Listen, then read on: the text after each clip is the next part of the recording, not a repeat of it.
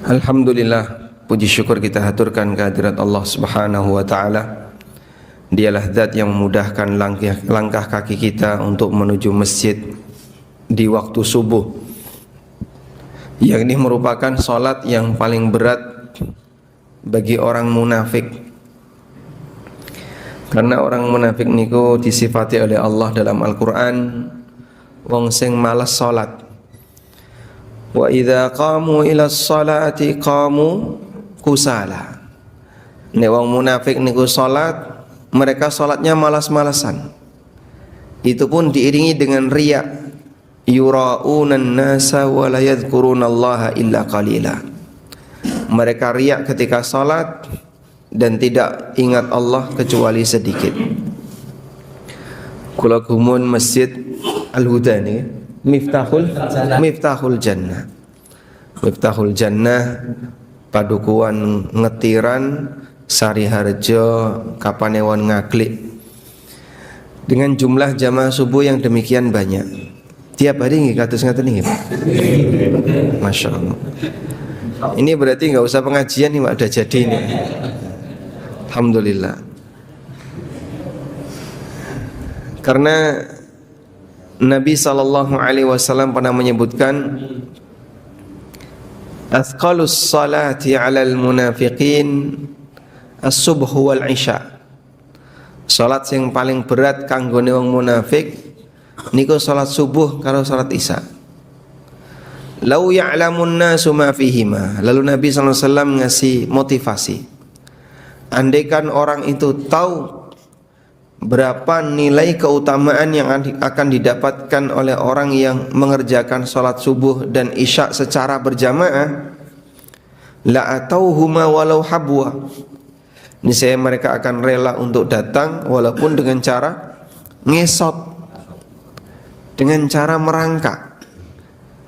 Kalau dengan cara merangkak saja mau untuk datang ke masjid, kira-kira manusia dibayar berapa, Pak, biar dia mau merangkak dari rumah ke masjid? Nek sing sugih dibayar 100 ya ora gelem. Dalam berjihad, jihad melawan kemalasan, jihad melawan hawa nafsu yang cenderung ingin ngajak manusia meninggalkan kebaikan. Nah, di kesempatan kali ini insyaallah nanti yang akan kita bahas adalah berkaitan dengan hal-hal yang bisa menggugurkan dosa. Bapak Ibu yang dimuliakan Allah Subhanahu wa taala, bagian dari hikmah Allah, Allah jadikan manusia itu berdosa. Allah berikan pada diri manusia ada yang disebut dengan hawa nafsu. Hawa nafsu ini punya sifat apa? Senang mengajak kepada keburukan. Maka ada istilah nafsul ammarah. Nafsul ammarah artinya dia senang ngajak manusia untuk melakukan keburukan. Allah Ta'ala berfirman, innan nafsa la ammaratum bisu'i illa ma rahima rabbi. Sesungguhnya nafsu itu senang ngajak kepada yang buruk kecuali mereka yang dirahmati oleh Allah.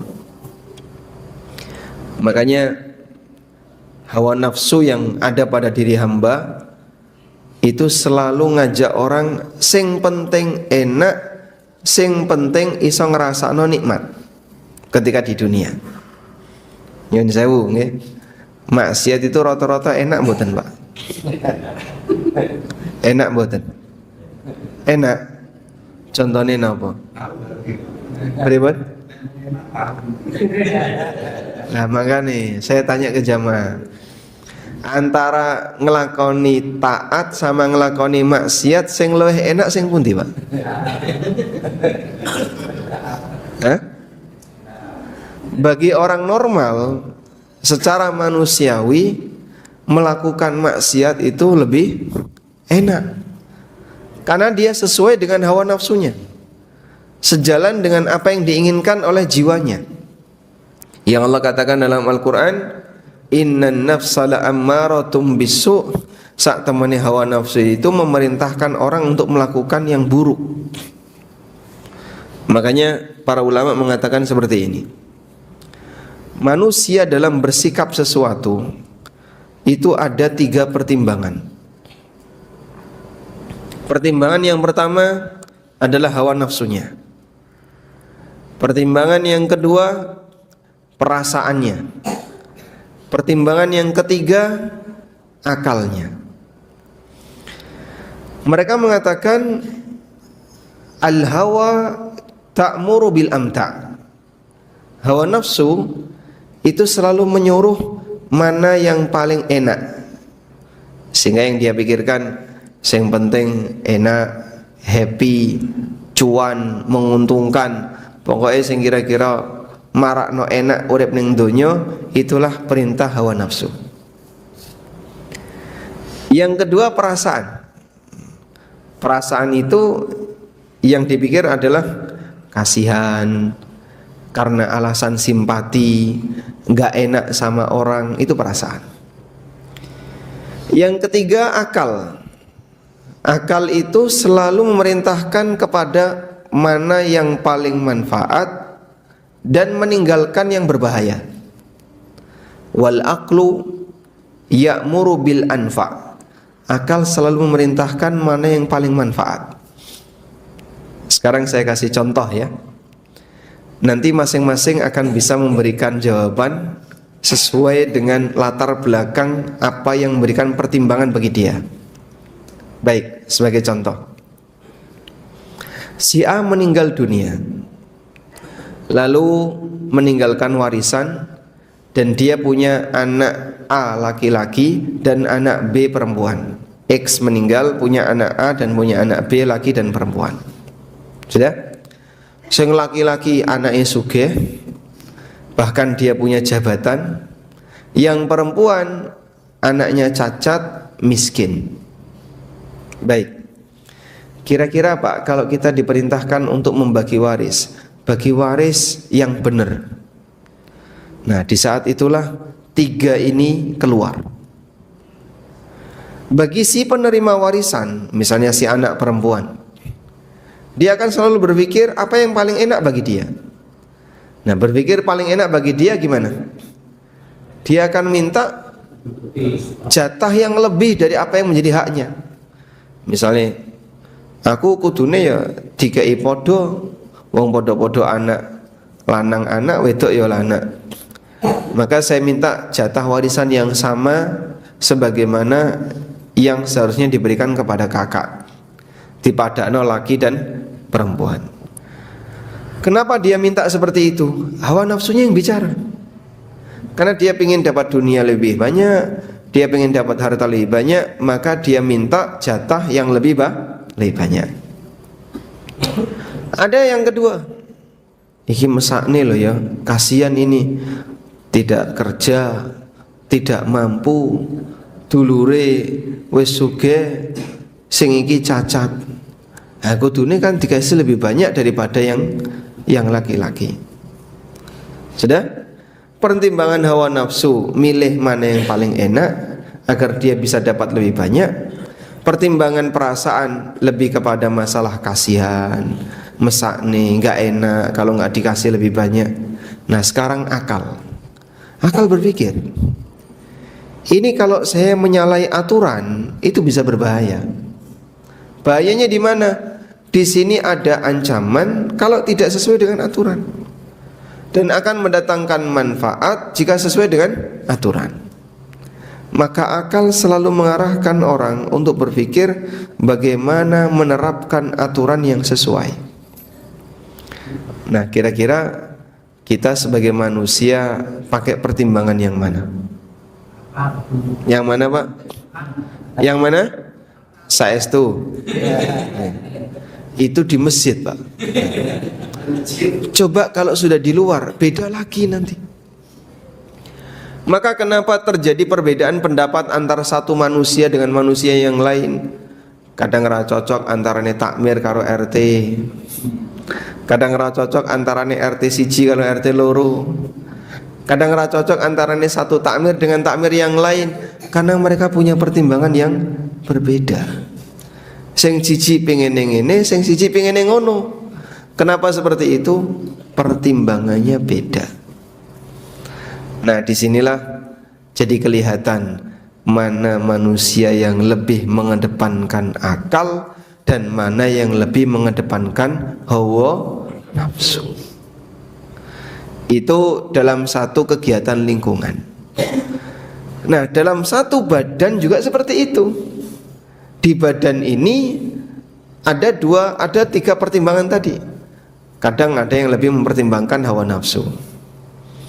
Jenengan dijak tangi jam 3 untuk sholat tahajud.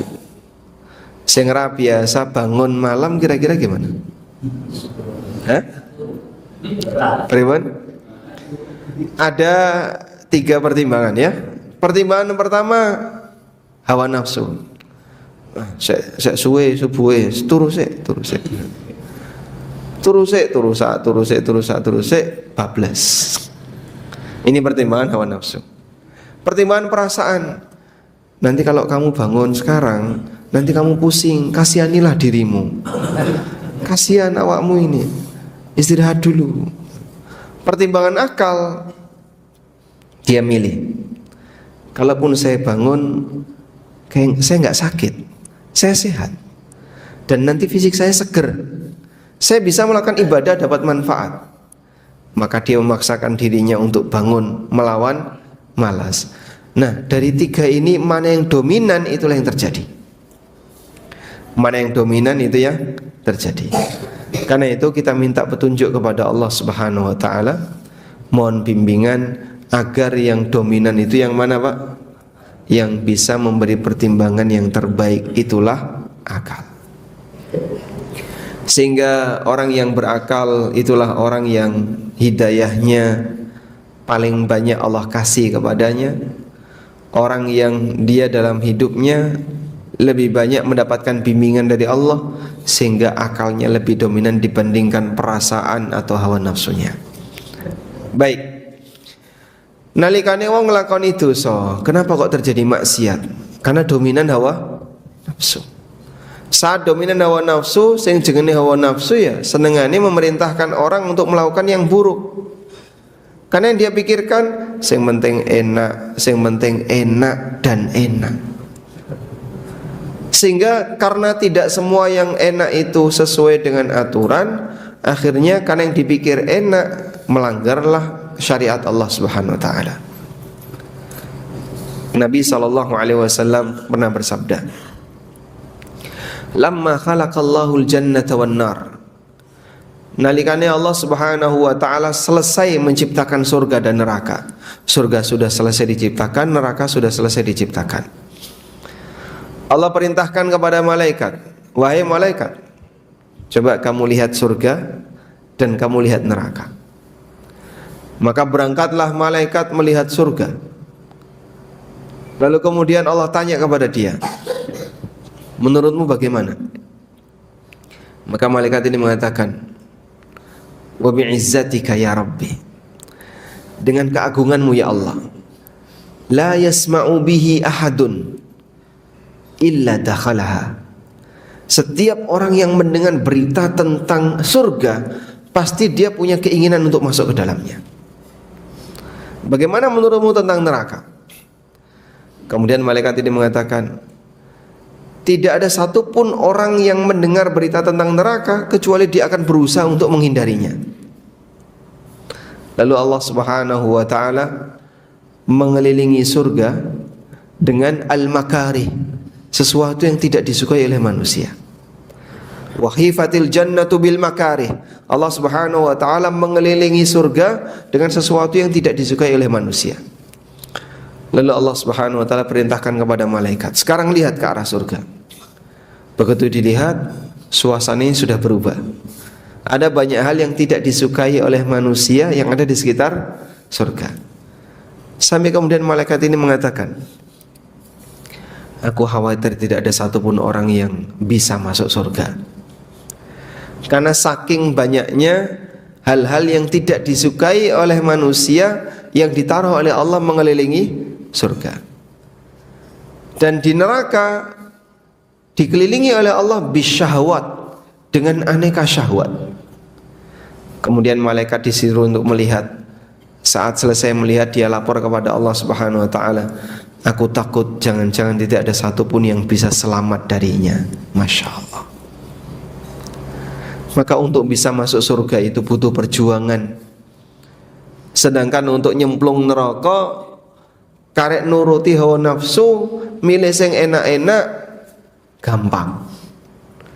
Makanya istilahnya nek swarga niku napa?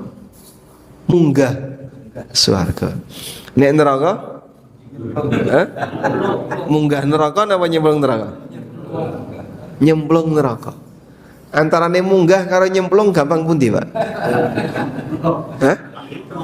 Gampang nyemplung. Gelinding masuk. Okay. Gimana, Pak? Gelinding masuk. Karena yang namanya nyemplung itu nggak butuh tenaga. Tapi kalau orang itu naik, dia butuh tenaga, butuh perjuangan. Sehingga yang namanya kenikmatan abadi itu butuh untuk diperjuangkan. Baik. Lalu gimana Pak caranya agar kita ini bisa mendapatkan kenikmatan surga dan terhindar dari neraka? Pertama yang perlu disadari Bapak Ibu yang dimuliakan Allah, mukmin itu nalikane ning dunya, seorang mukmin ketika dia hidup di dunia diibaratkan oleh Nabi sallallahu alaihi wasallam seperti apa? Di penjara. Rasulullah sallallahu alaihi wasallam pernah bersabda, "Ad-dunya sijnul mu'min wa jannatul kafir." Sesungguhnya dunia itu penjara bagi mukmin dan surga bagi orang kafir.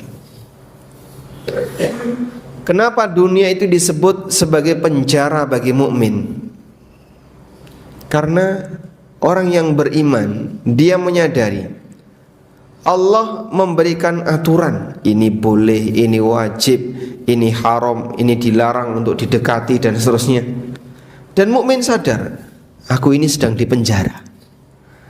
Karena aku dipenjara, sing jenenge wong di penjara, Pak. Orang ketika di penjara bebas nggak, Pak? Tidak. Ada banyak aturan yang harus dia penuhi. Namanya di penjara ya, harus disiplin. Nggak boleh seperti ini, nggak boleh kayak gini, nggak boleh kayak gini, harus kayak gini, harus kayak gini, harus kayak gini. Karena dia sedang di penjara.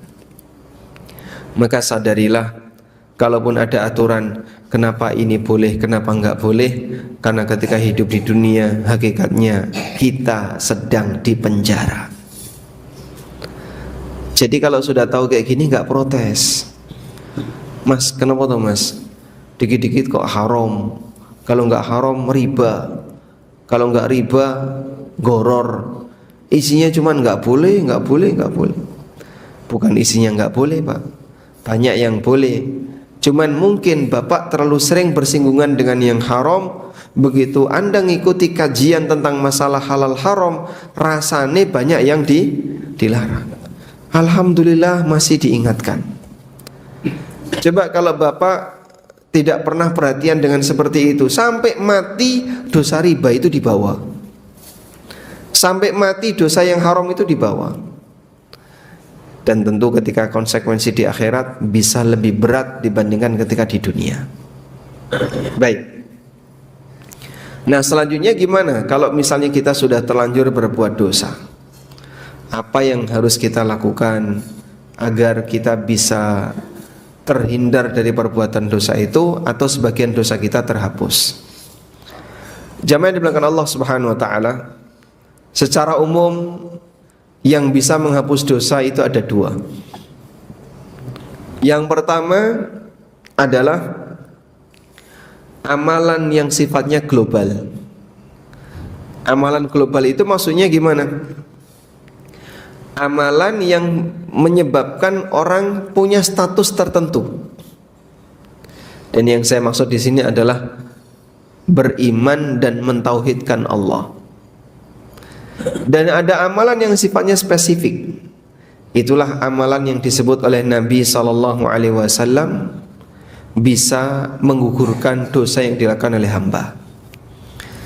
Sekarang kita sebut untuk amalan yang sifatnya global. Amalan yang sifatnya global yang bisa menghapus dosa adalah iman kepada Allah, mentauhidkan Allah, dan menjauhi semua bentuk kesyirikan dan kekufuran. Iman itu amal tertinggi yang menjadi syarat seorang hamba bisa dapat surga. Karena itu ada banyak sekali dalil yang berhak masuk surga hanyalah orang yang beriman. Sekecil apapun iman seorang hamba, dia punya hak untuk masuk surga. Nabi SAW pernah bercerita, "Idza dakhala ahlul jannatil jannah wa ahlun narin nar." Ketika penduduk surga sudah masuk surga, penduduk neraka sudah masuk neraka. Lalu ada orang yang ketika masuk neraka, dia nyari temannya. Ya Rabbi, di mana fulan dan fulan? Di mana si A, di mana si B? Wa kanu yusalluna ma'ana wa nasumu ma'ana wa yasumu ma'ana wa yahujjuna ma'ana. Dulu mereka pernah sholat bareng kita, pernah puasa bareng, pernah haji bareng. Kok enggak ada di surga? Lalu Allah Subhanahu wa taala perintahkan, golek ana kancamu, cari temanmu itu yang ada di neraka. Akhirnya dia masuk ke dalam neraka, nyari temannya. Ciri apa yang dijadikan sebagai penanda kalau yang bersangkutan ini mukmin? Iman yang ada dalam hatinya. Dengan iman itu dia diselamatkan. Sampai Allah Subhanahu wa taala mengatakan, akhriju man kana fi qalbihi mithqala dzarratin minal iman. Keluarkanlah orang dari neraka walaupun dalam hatinya hanya ada seberat dzarrah berupa iman. Iman seberat dzarrah. Dzarrah niku napa, Pak? Biji sawi itu khordal.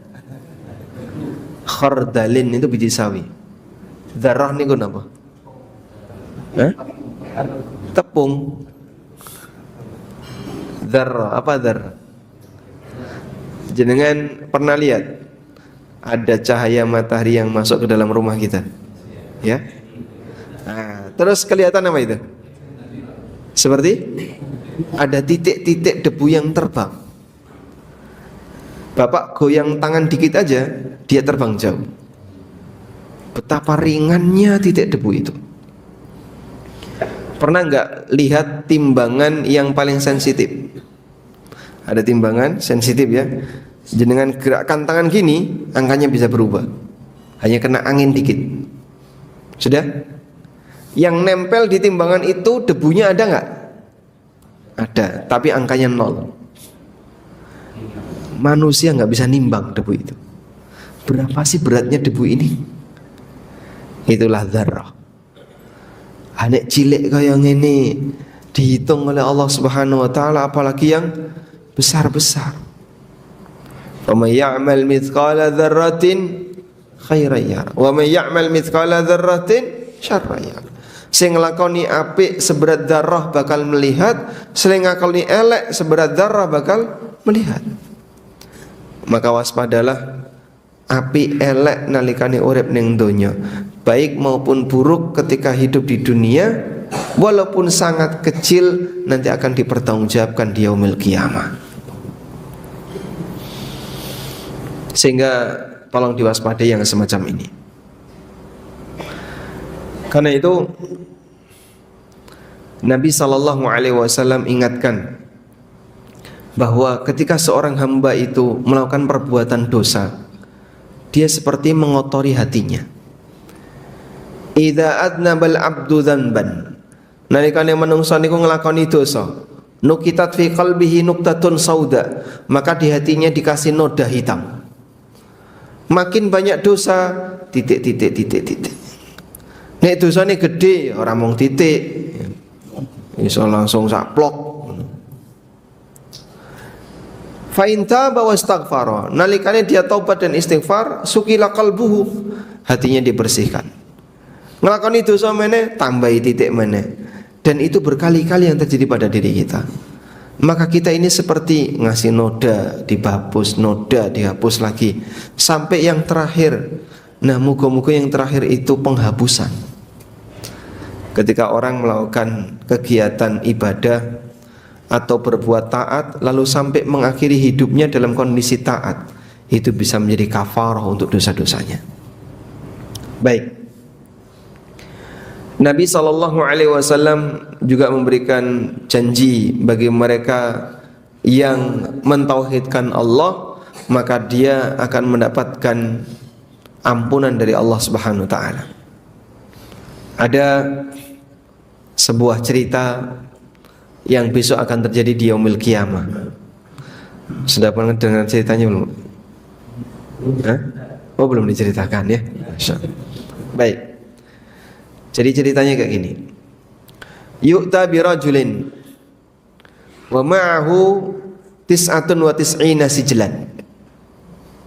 Besok di hari kiamat akan didatangkan seseorang yang dia membawa 99 catatan amal.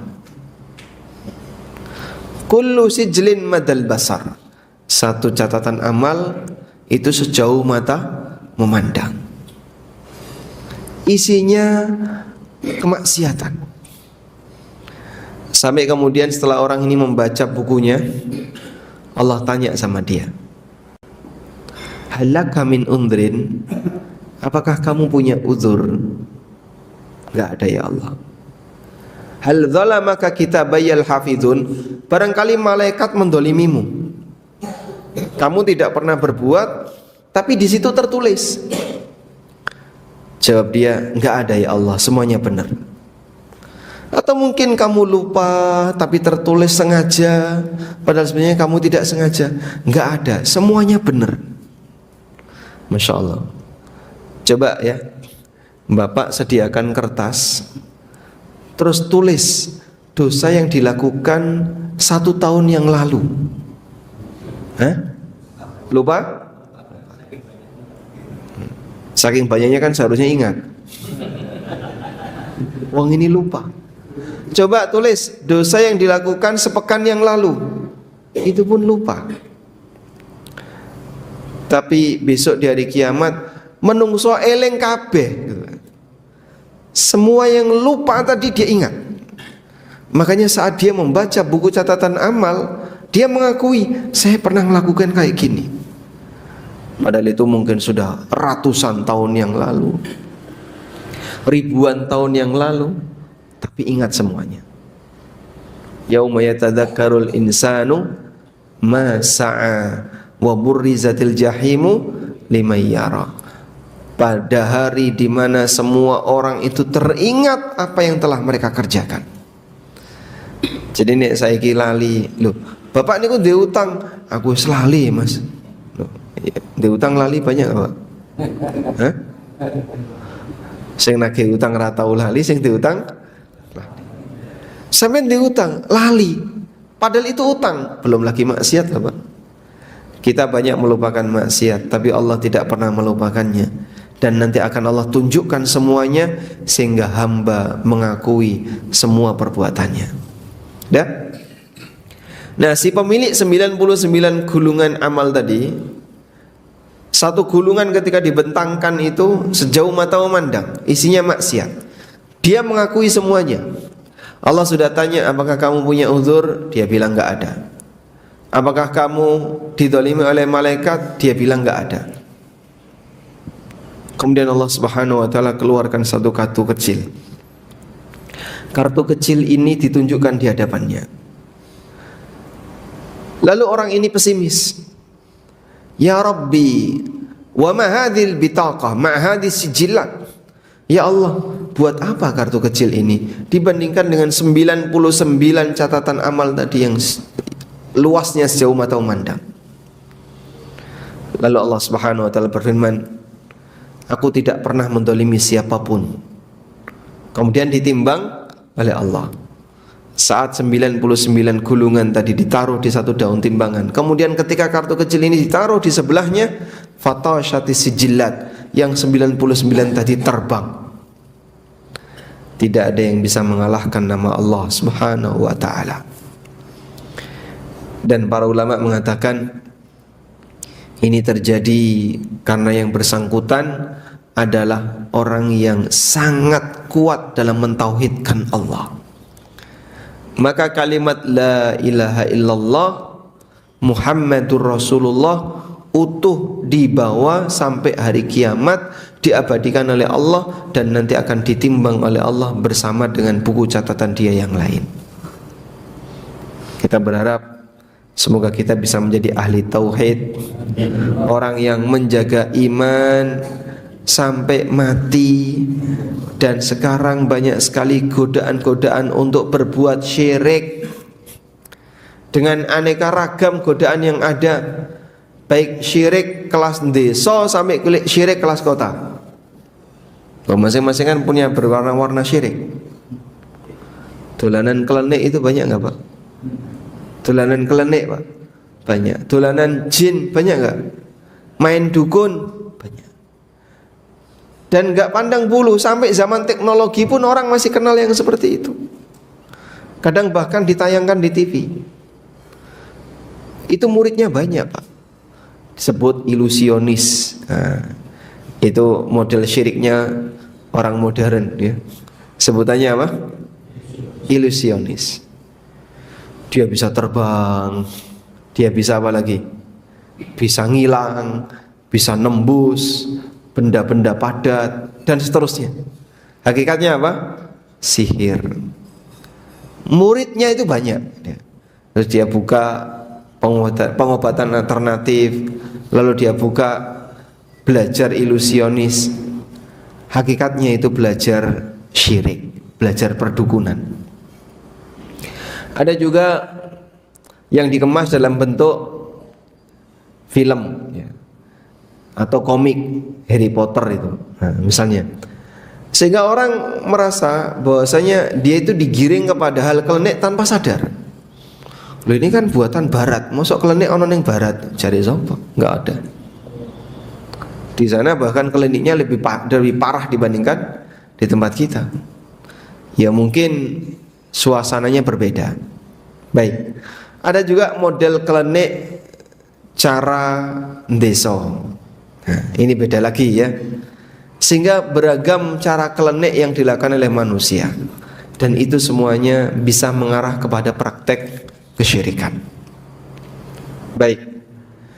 Ada kan banyak orang ya, kamu ini kan sudah banyak memanfaatkan hasil alam.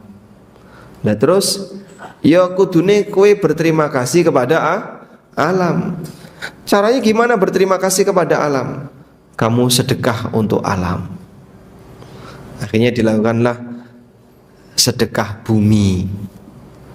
Ada yang bentuknya sedekah gunung, ada yang ngelarung dan seterusnya. Kemudian dikasih nama merti. Dalam rangka apa? Berterima kasih kepada alam. Secara logika nyambung nggak Pak? Secara logika nyambung nggak? Saya kasih ilustrasi sedikit ya. Ada warga yang mereka sering mengambil hasil dari sungai, dikeruk pasirnya, diambil batunya, ikannya dan seterusnya. Sudah, dia dapat manfaat dari sungai itu. Baik. Lalu dia berpikir kayak gini, karena kita sudah sering mengambil hasil dari sungai, berarti kita harus berterima kasih kepada sungai. Bentuknya gimana kamu berterima kasih kepada sungai? Bukan kerja bakti ngeresiki sungai, tapi dia sajen di sungai. Nah, namanya sajen itu kan berarti menaruh sesuatu yang bukan unsur sungai tapi ditaruh di sungai. Rupane panganan, ada yang bentuknya makanan atau dedaunan atau buah-buahan dan seterusnya, ditaruhlah di sungai. Kira-kira itu membersihkan sungai atau ngotori sungai? Ngotori sungai atas nama merti desa. Salah nawa bener nih kok Pak? Ya sebagai orang yang punya tauhid salah. Loh kok bisa? Apa salahnya kita berterima kasih kepada sungai? Yang menciptakan sungai niku sinten? Allah. Maka seharusnya Anda berterima kasih kepada Allah yang telah memberi sungai. Nah, cara berpikir seperti ini sudah ada sejak masa silam. Orang musyrikin, mereka itu karena merasa sudah banyak mendapatkan jasa dan kebaikan dari matahari, bulan, dan benda-benda yang lain, maka mereka berterima kasih kepada benda-benda itu dengan cara menyembahnya. Sehingga Allah ingatkan dalam Al-Quran, Allah lah yang menciptakan langit dan bumi. La tasjudu lisyamsi wala lil qamar. Maka kalian jangan sujud kepada matahari dan bulan, tapi sujudlah kepada Allah yang telah menciptakan semuanya.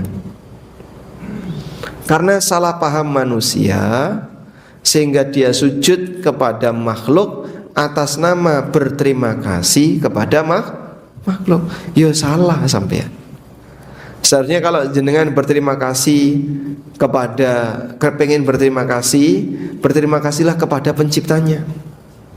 Saya sudah banyak memanfaatkan gunung, maka berterima kasihlah kepada gunung. Salah ya.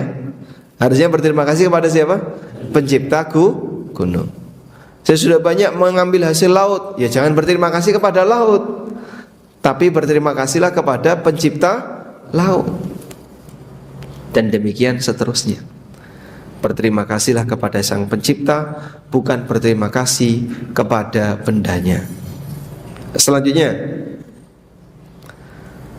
di antara amalan yang bisa menghapus dosa adalah mengerjakan sholat 5 waktu, puasa Ramadan, dan Jumatan. Baik. Nabi SAW pernah bersabda, As-salawatul khams, sholat 5 waktu, wal jum'ah ilal jum'ah, Jumatan ke Jumatan berikutnya, wa Ramadanu ila Ramadana, Ramadan 1 ke Ramadan berikutnya, mukaffiratun lima bainahunna, akan menjadi penghapus dosa yang dilakukan di antara keduanya.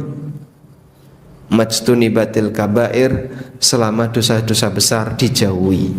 Selama dosa-dosa besar dijauhi. Masya Allah. Terus dengan sholat subuh seperti ini menghapus dosa yang dilakukan dari mulai isya sampai subuh. Nanti sholat duhur menghapus dosa yang dilakukan dari mulai subuh sampai duhur. Terus seperti itu. Sehingga digambarkan oleh Nabi SAW, wong sing ngelakoni sholat 5 waktu itu seperti orang yang mandi berapa kali? 5 kali. Lalu beliau tanya kepada para sahabat, fahal lahu min daron, kira-kira masih ada enggak kotoran yang nempel di badannya? Dosa itu kotoran. Dosa itu kotoran. Maka bersihkan kotoran ini dengan banyak bertobat kepada Allah, dan terutama melakukan beberapa amalan yang disebut penghapus dosa, seperti sholat, kemudian apa lagi? Jumatan, terus apa lagi? Puasa Ramadan. Apa yang kita lakukan dari Ramadan tahun kemarin sampai Ramadan tahun ini nanti, isinya dosa, bisa dihapus dengan puasa Ramadan yang berkualitas. Baik. Berikutnya, di antara yang bisa menghapus dosa adalah istighfar, jelas ya. Karena istighfar ini adalah syarat di mana orang disebut telah mohon ampun kepada Allah. Astaghfirullah. Astaghfirullah artinya apa? Astaghfirullah artinya aku mohon ampun kepada Allah. Taubat kepada Allah dengan mengucapkan wa atubu ilallah. Berapa kali Nabi SAW membaca kalimat seperti ini? Rasulullah SAW membaca seperti ini 100 kali. Ya ayuhan nas, tubu ilallah wastaghfirullah. Wahai menungso, bertobatlah kepada Allah dan mintalah ampun kepadanya. Fa inni fil yaumi atubu ilallahi mi'ata marrah. Dalam sehari aku bertobat kepada Allah 100 kali. Padahal beliau seorang Nabi. Jika seorang Nabi saja tobat ping 100, kira-kira kita berapa kali?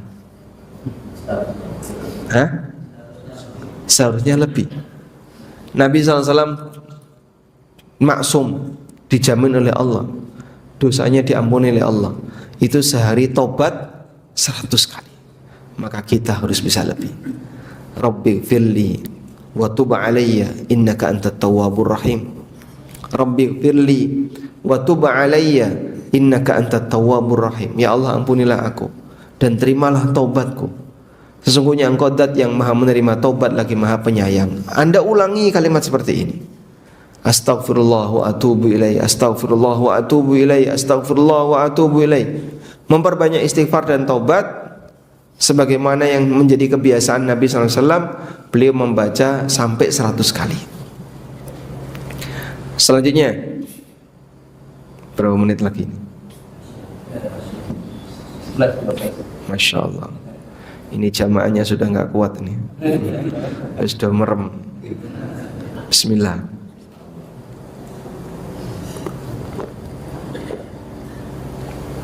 Alhamdulillah. Tantangan ngaji subuh nggih ngeten niku Pak. Didongengi nggih. Adem, ayem, merem.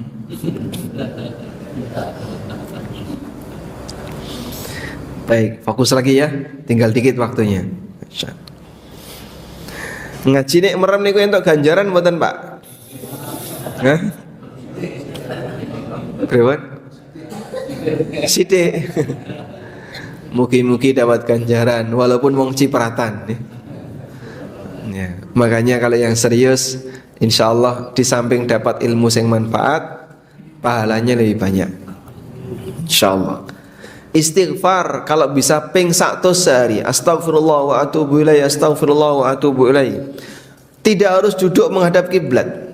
Jenengan bisa istighfar dalam keadaan sambil berkendara, ibu-ibu sambil nyapu, sambil nyugui makanan, bisa sambil istighfar. Masya Allah, wis metu ya Pak. Dereng rampung wis metu. Nggih, jenengan sabar nggih Pak. Anggap saja itu suara cuci piring ya. Bukan noto sendok. Jadi ketika seorang hamba itu memperbanyak istighfar, peluang besar dosanya dimaafkan.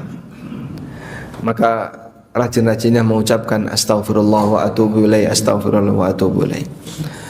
Dan Allah Subhanahu wa taala selalu membuka kesempatan bagi para hambanya yang mau tobat. Pintu tobat tidak pernah tutup kecuali saat kapan? Saat nyawa sudah sampai di tenggorokan.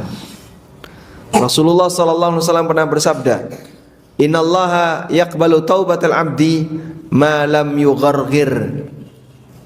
Allah akan menerima taubat hamba ma lam yugharghir, selama belum sampai di tenggorokan. Nah, kalau sudah sampai di tenggorokan, mau tobat enggak diterima. Firaun itu mau tobat ketika kapan? Sudah tenggelam. Saya mau narik siapa? Enggak ada yang bisa ditarik untuk menyelamatkan diri. Karena Firaun ditenggelamkan oleh Allah di laut, bukan di sungai Nil. Sebab sungai Nil itu dulu dia banggakan. Wa hadhil anhar tajri min tahti. Ini sungai mengalir di bawah istanaku. Saat tenggelam di laut, Arab cekalan opo? Semuanya ikut tenggelam. Maka di saat itulah dia beriman, tapi tidak diterima oleh Allah Subhanahu wa taala. Selanjutnya, di antara amal yang bisa menghapus dosa adalah wudu. Wudu bisa menghapus dosa. Nyun sewu niki dititeni saithik ya. Sebab wudu itu bisa menghilangkan dosa bersama dengan tetesan air yang keluar dari air yang kita gunakan untuk berwudu. Nabi sallallahu alaihi wasallam pernah bersabda, "Man tawaddo'a fa ahsanal wudu'a." Sapa sing wudu dan wudunya bagus. Wudu yang bagus itu sesuai dengan panduan, sesuai dengan aturan, ora wudu sak-sake. Kharajat khatayahu, maka akan keluar dosa-dosanya sampai dari bawah kuku-kukunya itu keluar dosanya.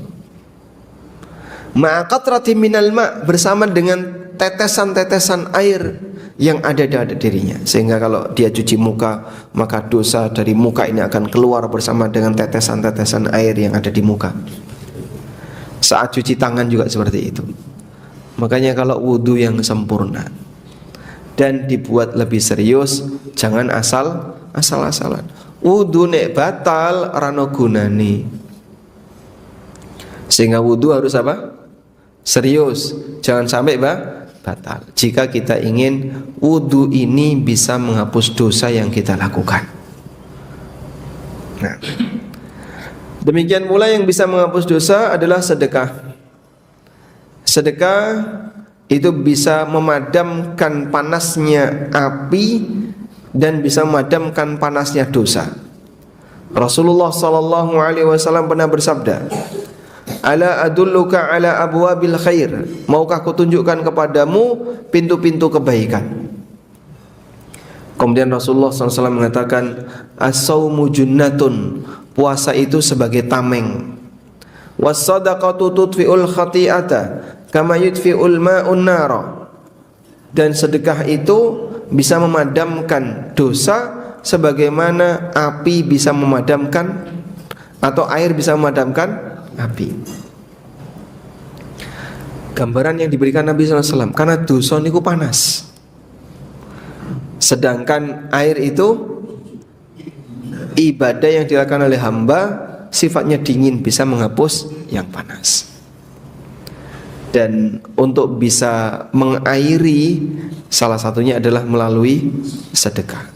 Seorang hamba yang rajin bersedekah, maka hakikatnya dia mempersiapkan diri untuk memadamkan api yang akan menghukumnya kelak di yaumil qiyamah apabila sedekahnya diterima oleh Allah Ta'ala. Wallahu a'lam. Dugi jam pinten? Ada tanya jawab? Baik, sisa waktu 7 menit. InsyaAllah kita berikan kesempatan bagi Bapak Ibu, jika mau menyampaikan sesuatu kami persilahkan. Wassallallahu ala nabiyyina Muhammadin wa ala alihi wa sahbihi wasallam.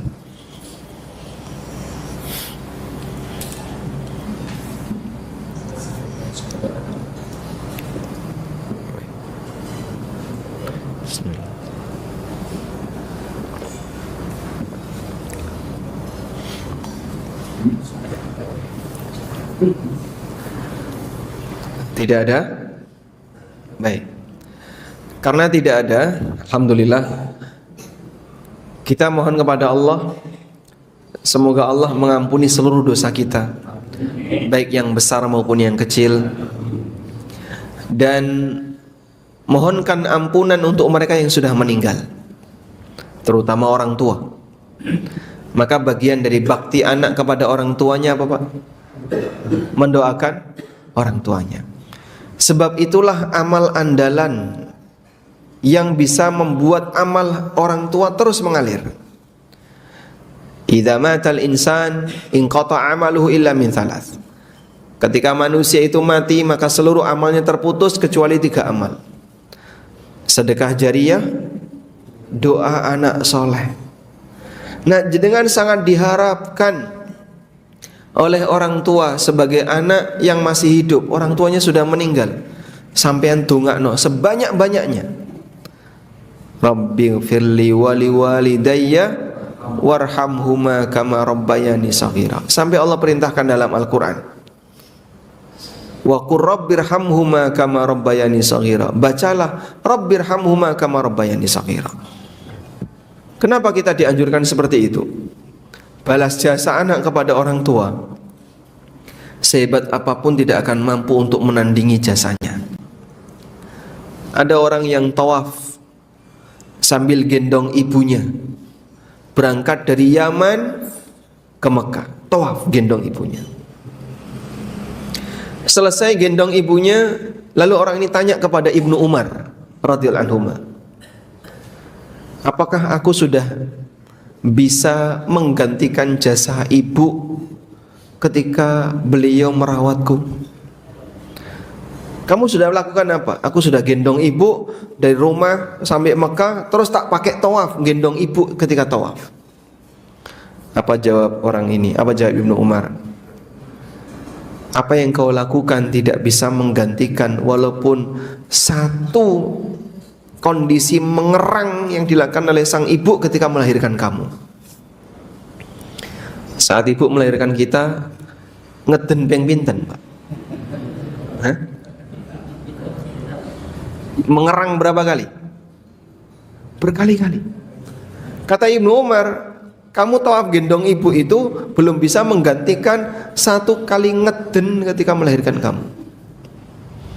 Coba kalau ibumu nggak terima, daripada bayi ini nanti menyakiti saya, serasa ditokne, Pak. Subhanallah, jasa ibu luar biasa. Maka mintakan ampunan kepada yang sudah meninggal, termasuk juga keluarga-keluarga kita, sehingga kita mohon kepada Allah ampunan pertama untuk diri kita sendiri, untuk orang tua, untuk anggota keluarga, dan kaum muslimin pada umumnya. Baik, demikian yang bisa kita sampaikan. Semoga apa yang kita bahas ini bermanfaat.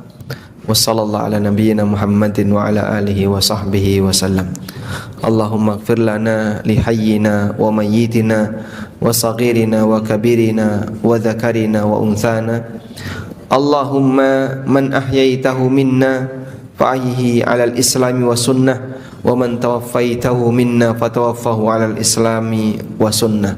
Allahumma inna nas'aluka al-huda wat-tuqa wal-'afafa wal-ghina. Rabbana atina fid dunya hasanah wa fil akhirati hasanah wa qina adzabannar. Wa sallallahu ala nabiyyina Muhammadin wa ala alihi wa sahbihi wa sallam. Wa akhiru da'wana alhamdulillahi rabbil alamin.